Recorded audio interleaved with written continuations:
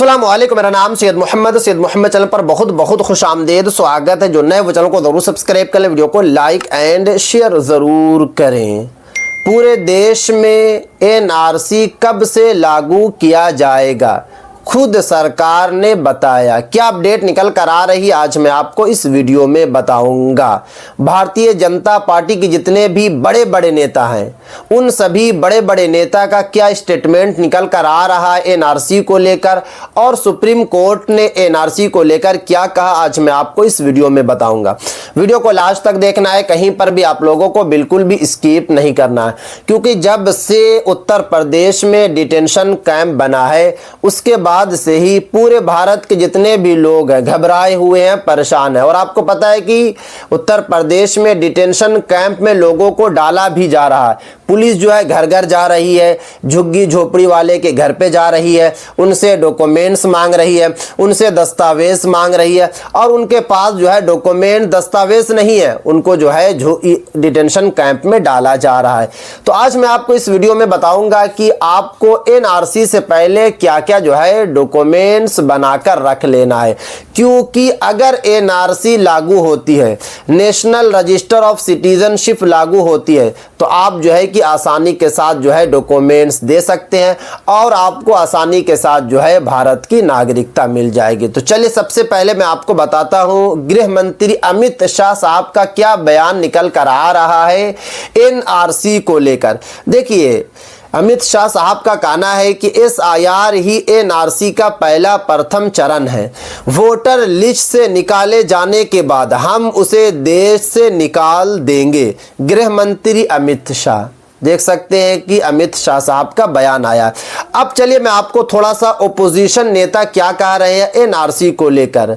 उत्तर प्रदेश के पूर्व मुख्यमंत्री अखिलेश यादव साहब का कहना है कि ये एसआईआर के बहाने एनआरसी कर रहे हैं, अभी उनको निकाल रहे हैं, बाद में हम पीडीए वालों को निकालेंगे। अखिलेश यादव सपा अध्यक्ष। अब बात ये आती है कि पीडीए वाले कौन है, तो पी का मतलब होता है कि पिछड़े यानी कि बैकवर्ड ओबीसी वाले, उसके बाद डी का मतलब होता है कि दलित, और ए का मतलब होता है अल्पसंख्यक, और आपको पता है कि अल्पसंख्यक में जो है मुस्लिम समाज के लोग भी आते हैं। इस तरीके से जो है असदुद्दीन ओवैसी साहब का भी बयान आया है कि मैं एसआईआर का विरोध करता हूं, ये बैकडोर एनआरसी है, मुसलमानों को अब सिर्फ मतदाता के रूप में क्यों देखा जा रहा है, असदुद्दीन ओवैसी साहब। यानी कि जैसे ही डिटेंशन कैंप जो है उत्तर प्रदेश में बनकर तैयार हुआ है, एनआरसी की लहर जो है पूरे देश में तेज हो गई है। और आपको पता है कि अभी भले ही एसआईआर चल रहा है, 12 राज्यों में एसआईआर चल रहा है, और एसआईआर का कार्यक्रम लगभग जो है समाप्त होने जा रहा है। अब जो है कि फाइनल ड्राफ्ट आएगा। निर्वाचन आयोग ने पहले ही आदेश दिया है कि जैसे ही जो है 12 राज्यों में एसआईआर कंप्लीट होगा, उसके बाद जो है कि पूरे देश में एसआईआर को लागू किया जाएगा। बट पूरे देश में एसआईआर लागू होने से पहले एनआरसी को लेकर जो है अलग अलग अपडेट निकल कर आ रही है। चलिए सबसे पहले मैं आपको एनआरसी के बारे में बता देता हूं, उसके बाद दस्तावेज के बारे में बताऊंगा। अगर आप लोगों ने अभी तक चैनल को सब्सक्राइब नहीं किया है तो चैनल को आप लोग जरूर सब्सक्राइब कर लें। देखिए, सबसे पहले जो है 1955 में भारतीय नागरिकता एक्ट बना था। उसमें बताया गया था कि सभी को भारत की नागरिकता मिलना चाहिए, कुछ डॉक्यूमेंट्स आपको दिखाना होगा।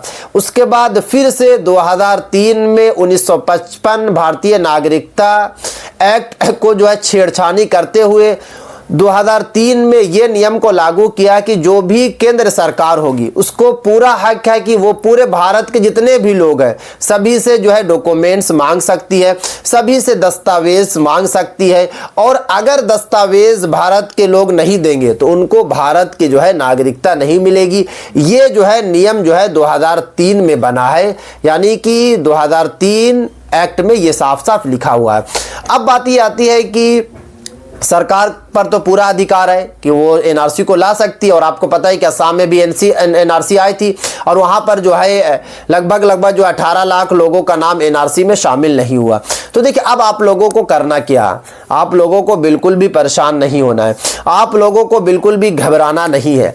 आपको कुछ डॉक्यूमेंट्स बनाकर रख लेना है, आप लोगों को कुछ दस्तावेज बनाकर रख लेना है, क्योंकि उत्तर प्रदेश में उन्हीं लोगों को डिटेंशन कैंप में डाला जा रहा है जिनके पास कुछ नहीं है, आधार कार्ड भी नहीं है, पैन कार्ड भी नहीं है, राशन कार्ड भी नहीं है, पासपोर्ट भी नहीं है, जन्म प्रमाण पत्र भी नहीं है, वोटर आईडी कार्ड भी नहीं है, तो उनको डिटेंशन कैंप में डाला जा रहा है। क्योंकि उत्तर प्रदेश के जो मुख्यमंत्री हैं योगी आदित्यनाथ साहब का पहले ही आदेश आया है कि बांग्लादेशी और रोहिंग्या को जो है डिटेंशन कैंप में डाला जाएगा, क्योंकि उनके पास कोई भी दस्तावेज नहीं है।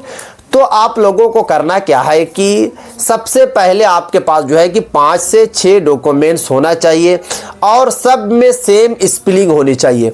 क्योंकि उत्तर प्रदेश में जो डॉक्यूमेंट्स वेरिफिकेशन हो रहा है, जो पुलिस घर घर जाकर वेरिफिकेशन कर रही है, डॉक्यूमेंट्स देख रही है, तो उसमें जो है सब कुछ को मिलाया जा रहा है। अगर एक भी स्पेलिंग इधर उधर है तो फिर आपको जो है डाल दिया जाएगा डिटेंशन कैंप में। तो अब बात ये आती है कि क्या क्या आपके पास होना चाहिए। तो देखिए, सबसे पहले आपके पास जन्म प्रमाण पत्र होना चाहिए, क्योंकि सुप्रीम कोर्ट ने कहा कि जन्म प्रमाण पत्र जो है मोस्ट इंपॉर्टेंट आइडेंटिटी प्रूफ है। तो आपके पास जन्म प्रमाण पत्र होना चाहिए। उसके बाद आपके पास पासपोर्ट होना चाहिए। घर में अगर 6 लोग हैं तो 6 का पासपोर्ट होना चाहिए, 6 का जो है जन्म प्रमाण पत्र होना चाहिए। आपके पास आधार कार्ड होना चाहिए, आपके पास राशन कार्ड होना चाहिए। अगर आपकी सरकारी नौकरी नहीं है, अगर आप जो है कि ज़्यादा अमीर नहीं है, तो आपके पास राशन कार्ड होना चाहिए। आपके पास वोटर आईडी कार्ड होना चाहिए और साथ में वोटर लिस्ट में नाम जुड़ा होना चाहिए। अगर आपके पास वोटर आईडी कार्ड है सिर्फ, बट वोटर लिस्ट में नाम नहीं जुड़ा है, तो फिर आपको नागरिकता नहीं मिलेगी। उसके बाद पैन कार्ड होना चाहिए। ये 5 जो डॉक्यूमेंट्स हैं आप लोगों को बनाकर रख लेना है। अब बात ये आती है कि हमने ये बना लिया, हम बनाने के बाद जो है कि सेम सब में स्पेलिंग भी है, बट फिर भी हमें जो है एनआरसी में शामिल नहीं किया जाता है, तो हम क्या करेंगे। तो देखिए, साफ साफ 2003 एक्ट में यह भी लिखा हुआ है कि अगर आपको एनआरसी में शामिल नहीं किया जाता है तो आपके पास 4 ऑप्शन है। पहला ऑप्शन है कि आप अपील दर्ज कर सकते हैं। उसके बाद आप जो है कि हाई कोर्ट जा सकते हैं, जहां की भी आप रहने वाले, जैसे कि अगर आप जो है कि बिहार के रहने वाले हैं तो पटना हाई कोर्ट में केस दर्ज कर सकते हैं। अगर आप जो है कि उत्तर प्रदेश में रहने वाले हैं तो लखनऊ हाई कोर्ट में दर्ज कर सकते हैं। अगर हाई कोर्ट से आपको नहीं मिली, नागरिकता नहीं मिली, तो आपको फिर सुप्रीम कोर्ट जाना पड़ेगा। और अगर आपको सुप्रीम कोर्ट से भी नागरिकता नहीं मिली तो फिर आपके पास लास्ट ऑप्शन ये रहेगा कि आपको कुछ महीनों, कुछ दिनों का टाइम दिया जाएगा कि आप जो है डॉक्यूमेंट्स बनाकर ला दीजिए, या फिर डॉक्यूमेंट्स में कुछ गड़बड़ी है, कुछ त्रुटि है, तो उसको सही करके जो है दोबारा आप नागरिकता ले सकते हैं। तो इसलिए ज़्यादा परेशान होने की ज़रूरत नहीं है, ज़्यादा घबराने की ज़रूरत नहीं है। बट ये है कि ओपोजिशन नेता का लगातार जो बड़ा बड़ा स्टेटमेंट आ रहा है, तो इसलिए और भी लोग जो है घबराए हुए हैं, और भी लोग जो है परेशान है। बट आपके पास अगर कुछ डॉक्यूमेंट्स होगा, कुछ दस्तावेज होगा, तो कोई भी दिक्कत नहीं होगी, कोई भी परेशानी नहीं होगी।